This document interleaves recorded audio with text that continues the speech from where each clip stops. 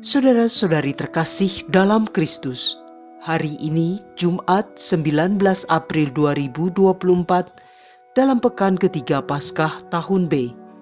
Bacaan dibawakan oleh Laurencia Ineke, Mazmur dilantunkan oleh Asira Syifa Widiarto, dan renungan ditulis oleh Petrus Canisius Margo. Selamat menekuni Sabda Allah. Mari kita semakin mengasihi, semakin peduli, semakin bersaksi.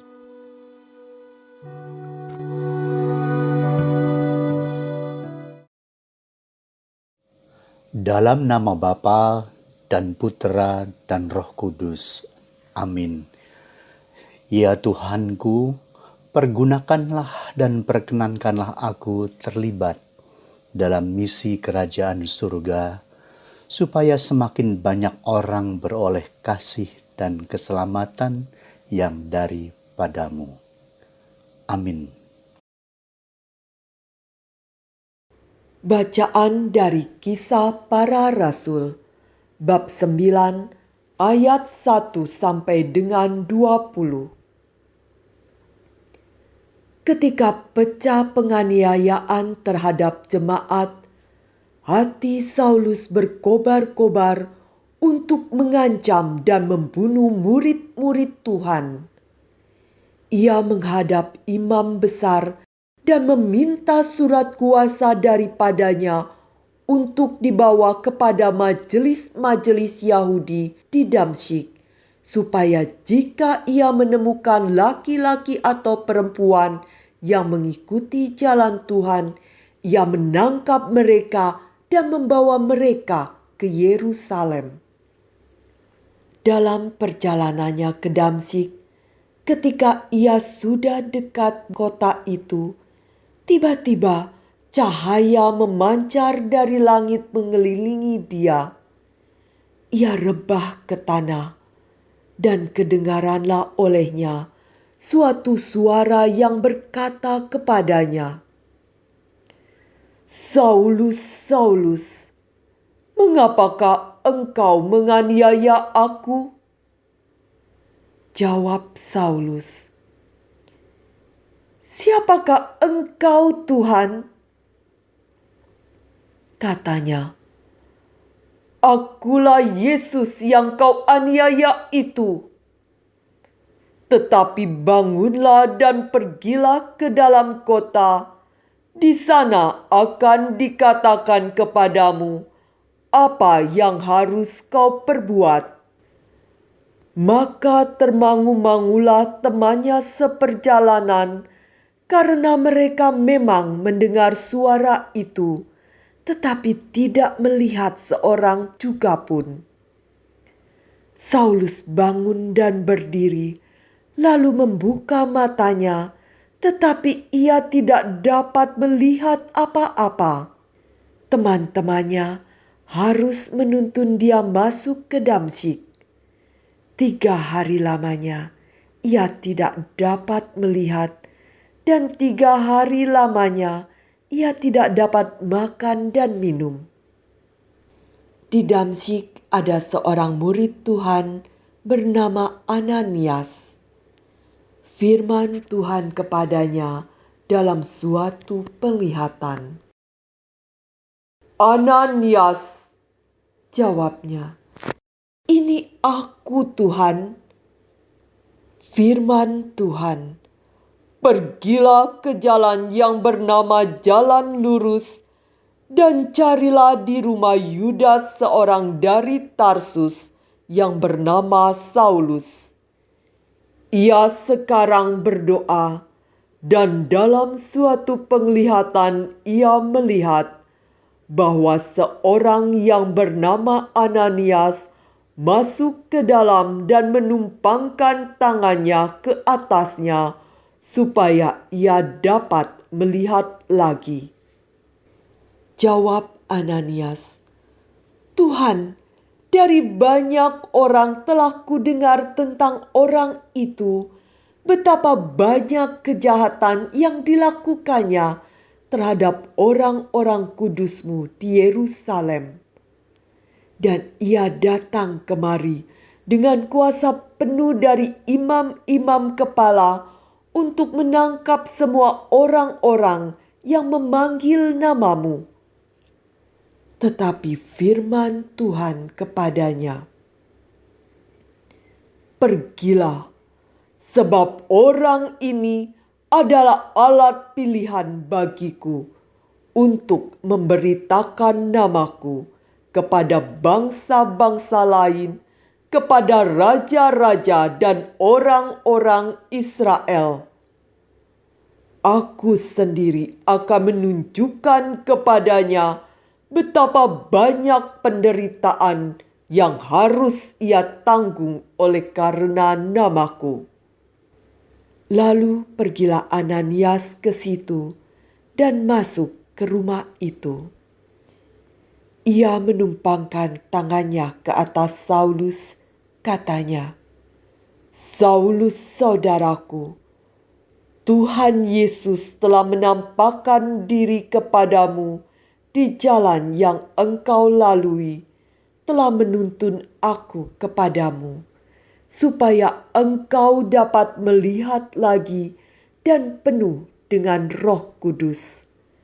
Dan seketika itu juga, seolah-olah selaput gugur dari matanya, sehingga ia dapat melihat lagi. Saulus bangun, lalu dibaptis. Dan setelah ia makan, pulihlah kekuatannya. Saulus tinggal beberapa hari bersama-sama dengan murid-murid di Damsyik. Ketika itu juga, ia memberitakan Yesus di rumah-rumah ibadat dan mengatakan bahwa Yesus adalah Anak Allah. Demikianlah sabda Tuhan.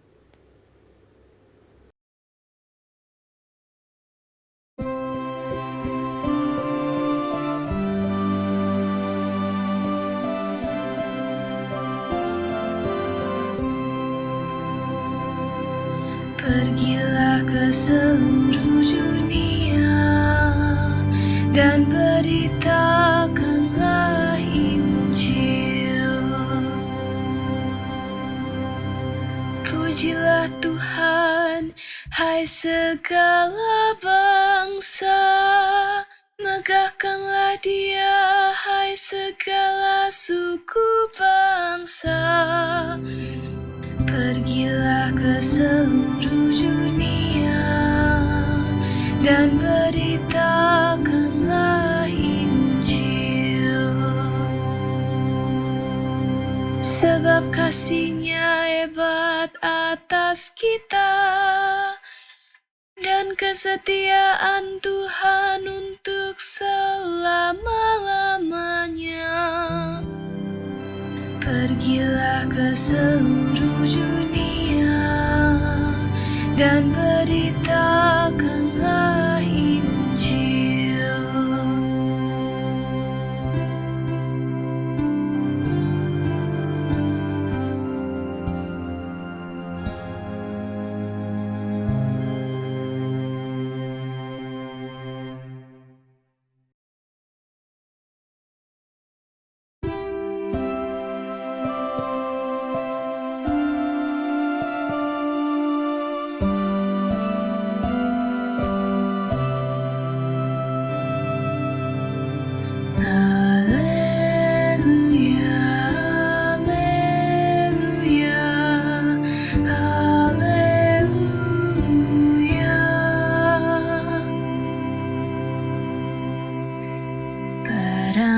Siapa makan dagingku dan minum darahku, ia tinggal di dalam aku dan aku di dalam dia, sabda Tuhan. Haleluya, haleluya, haleluya.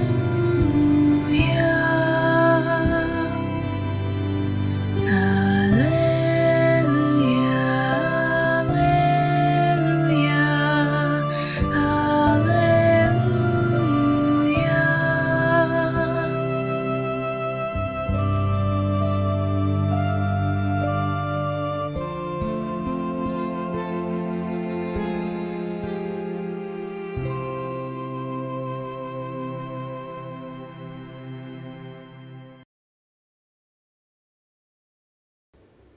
Inilah Injil suci menurut Yohanes, bab 6 ayat 52 sampai dengan 59. Di rumah ibadat di Kapernaum, orang-orang Yahudi bertengkar antar mereka sendiri dan berkata, "Bagaimana Yesus ini dapat memberikan dagingnya kepada kita untuk dimakan?" Maka kata Yesus kepada mereka, "Aku berkata kepadamu, sesungguhnya jikalau kamu tidak makan daging Anak Manusia dan minum darahnya, kamu tidak mempunyai hidup di dalam dirimu. Barang siapa makan dagingku dan minum darahku, ia mempunyai hidup yang kekal, dan aku akan membangkitkan dia pada akhir zaman.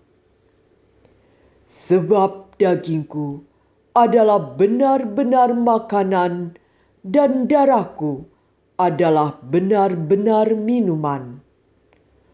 Barang siapa makan dagingku dan minum darahku, ia tinggal di dalam aku dan aku di dalam dia.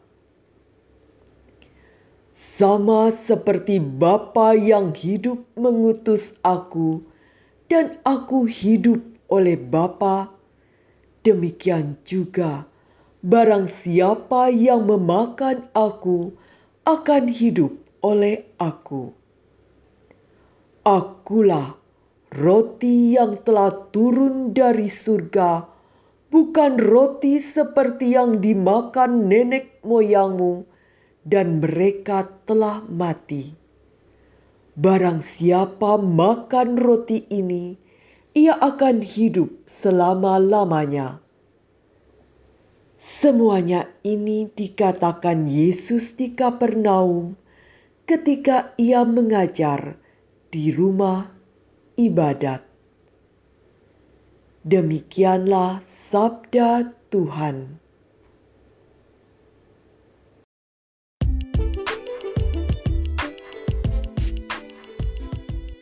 Saulus atau Ananiaskah aku? Renungan dibawakan oleh Petrus Canisius Margo.